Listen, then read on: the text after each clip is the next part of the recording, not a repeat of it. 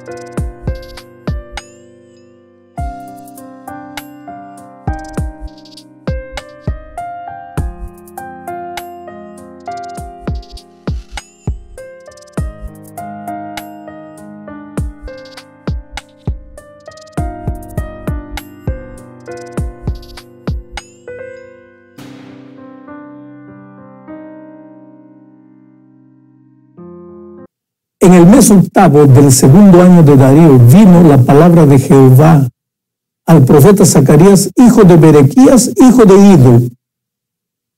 Mira, con frecuencia leemos estos primeros versículos sin pensar mucho en ellos, como si no tuviesen mucha importancia, pero recuerda que los nombres hebreos siempre significan algo. En este versículo 1 tenemos 3 nombres que son altamente significativos. Zacarías, que quiere decir Dios recuerda.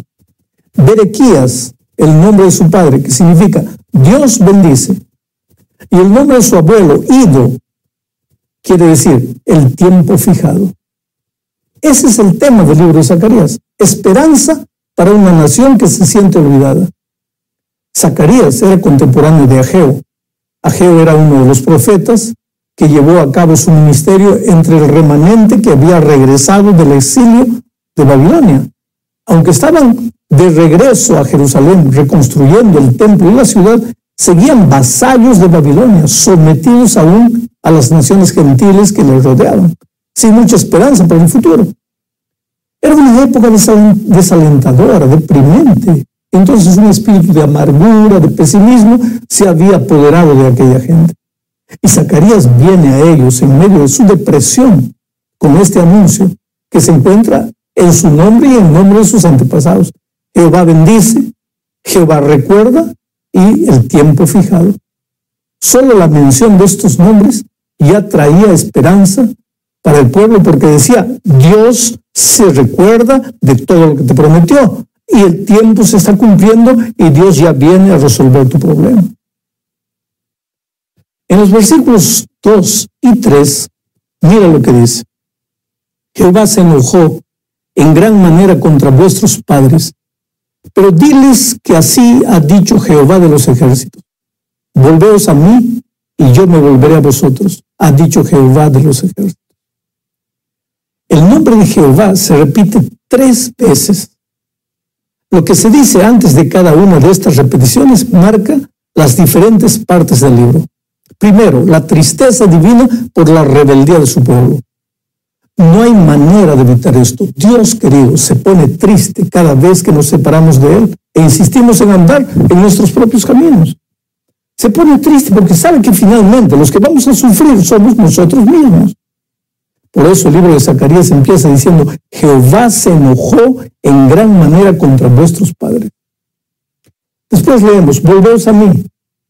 Y eso marca la segunda parte del libro, que habla acerca de cómo Dios libera a su pueblo, cómo Dios no se olvida de su pueblo. Después encontramos la tercera división del libro, que es la exposición de estas palabras: y yo me volveré a vosotros. Así es como Dios hace las cosas siempre. Si te das cuenta de que estás apartándote de su presencia y como resultado de eso tu fe se está debilitando, si te sientes desanimado, derrotado y expuesto a toda clase de tentaciones, si te sientes presa de toda clase de malos pensamientos, ¿qué debes hacer? Volveos a mí, dice el Señor, y yo me volveré a vosotros. Si deseas que Dios regrese a tu vida con toda la gloria de su presencia, entonces vuelve a Él. Esa es siempre la fórmula para la victoria. Me anima mucho lo que dice Zacarías capítulo 1, versículo 16. Mira, por tanto así ha dicho Jehová, yo me he vuelto a Jerusalén con misericordia. En ella será edificada mi casa, dice Jehová de los ejércitos, y la plomada será tendida sobre Jerusalén. ¡Qué maravilloso! A pesar de todos los deslices del pueblo, a pesar de su pecado, a pesar de su ingratitud y rebeldía, cuando el pueblo clamó a Dios en medio de su desgracia, el Señor apareció y le dijo, yo me he vuelto a Jerusalén con misericordia. Después, Dios habla de la reconstrucción del templo. Es que las cosas con Dios son así. Cuando Él entra a tu vida, entra para reconstruir. Las cosas viejas pasaron. Y aquí todo es hecho de nuevo. La segunda parte de la lección presenta la visión del sacerdote Josué. En el capítulo 1 encontramos dos visiones donde Dios muestra que Él está dispuesto a volver a su pueblo desde el momento en que el pueblo se vuelva a Él, se arrepienta. Esas dos visiones son las visiones de los caballos y la visión de los cuernos y los carpinteros. Pero en el capítulo 3, en el versículo 1, encontramos la siguiente visión. Mira, me mostró el sumo sacerdote Josué, el cual estaba delante del ángel de Jehová, y Satanás estaba a su mano derecha para acusarle. Y dijo Jehová, Satanás, Jehová te reprenda, oh Satanás, Jehová que ha escogido a Jerusalén te reprenda. ¿No es este un tizón arrebatado del incendio? Y Josué estaba vestido de vestiduras viles y estaba delante del ángel. En esta visión, el sumo sacerdote Josué está representando al pueblo. Es el pueblo el que está vestido de vestiduras viles. Su pasado es un pasado de rebeldía, de idolatría, de apostasía. Sus buenas acciones son como trapos de inmundicia. Sus vestiduras son viles. Y Satanás sabe de eso y está ahí para acusar al pueblo de Dios. Negar la rebeldía del pueblo es imposible. El pueblo realmente ha pecado. Así trabaja el enemigo de Dios. Hace todo lo posible e imposible para hacerte caer. Viene a ti vestido de hermosura, disfrazado, te seduce, te engaña, usa todos los artificios. Y una vez que caes, es el primero en acusarte, no solo delante de Dios, no solo delante del universo, sino delante de ti mismo, haciéndote creer que no existe más esperanza para ti. La palabra Satanás significa adversario y se refiere al enemigo que desea destruir al pueblo de Dios. Es interesante cuando Satanás habla con nosotros sobre Dios, él miente. Pero cuando habla con Dios sobre nosotros, él dice la verdad. Todos nosotros hemos pecado. Eso es verdad. Estamos destituidos de la gloria de Dios. No hay justo, ni siquiera uno. Estamos condenados a la muerte por causa de nuestro pecado. Parece un caso sin solución, a no ser por una cosa, la gracia de Dios. Y esta es la tercera parte de la lección.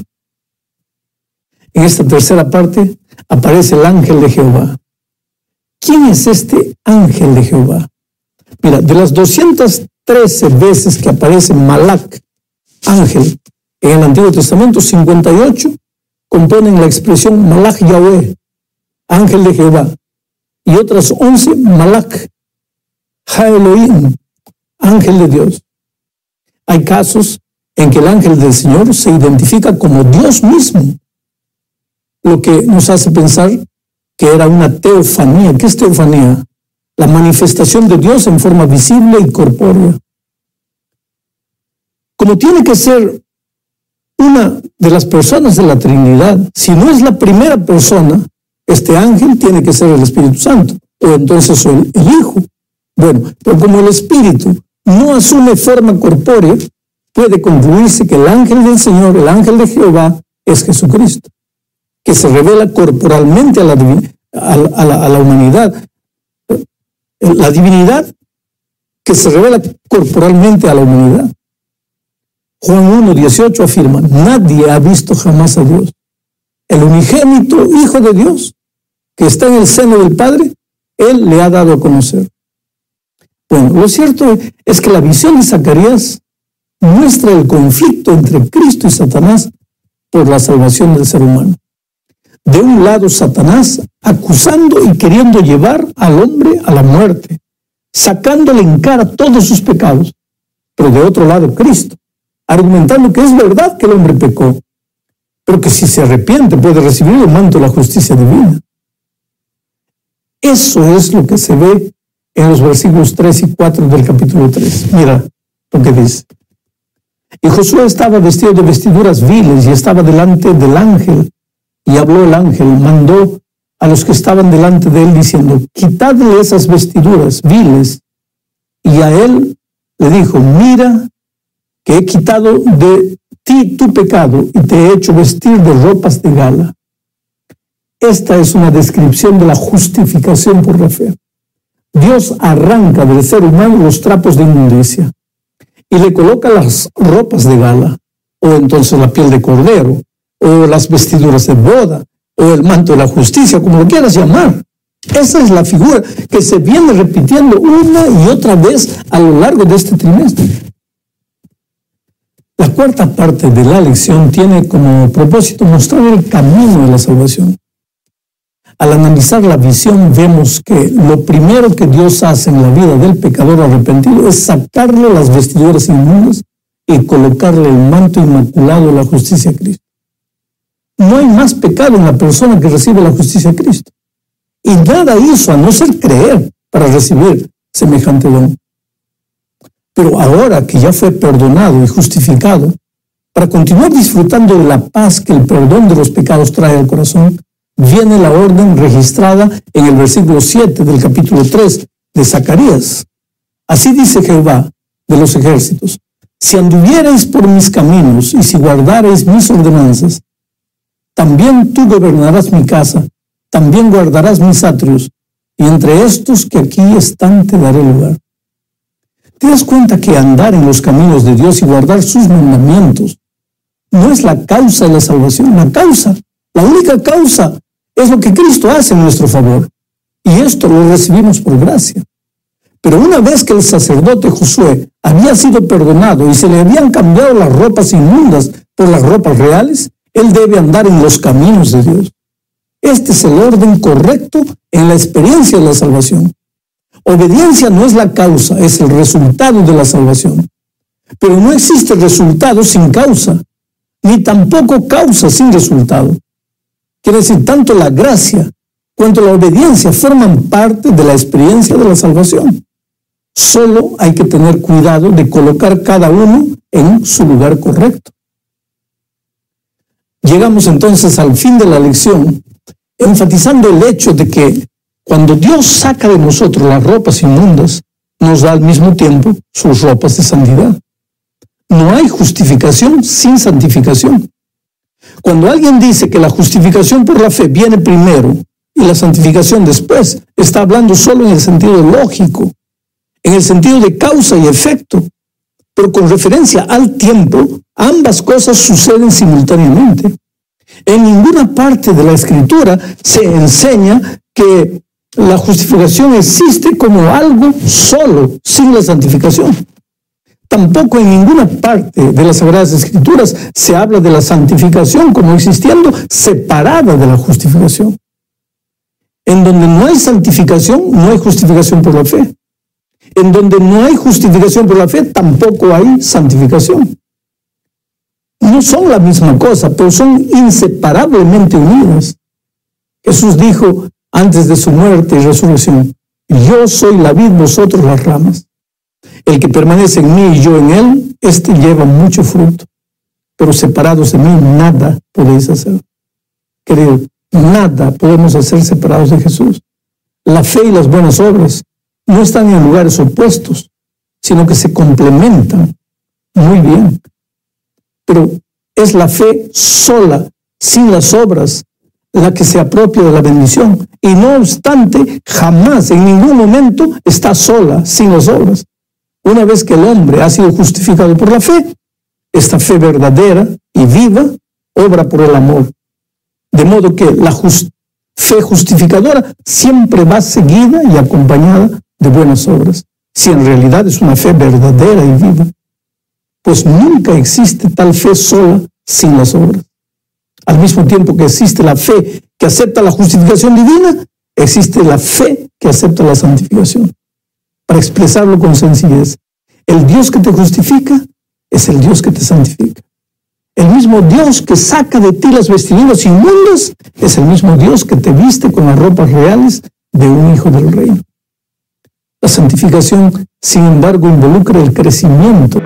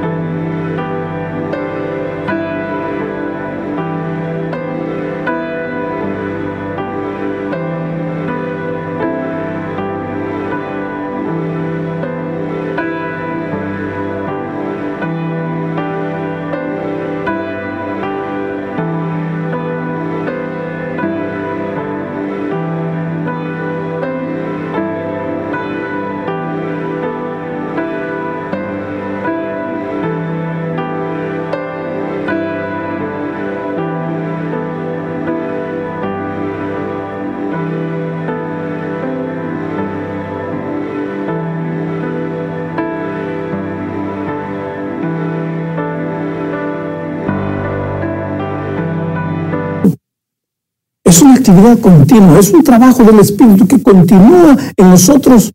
Es un asunto de más y más, como dice San Pablo en primera a los Tesalonicenses 4:1. Por lo demás, hermanos, os rogamos pues y os exhortamos en el Señor Jesús, que como habéis recibido de nosotros instrucciones acerca de la manera en que debéis andar y agradar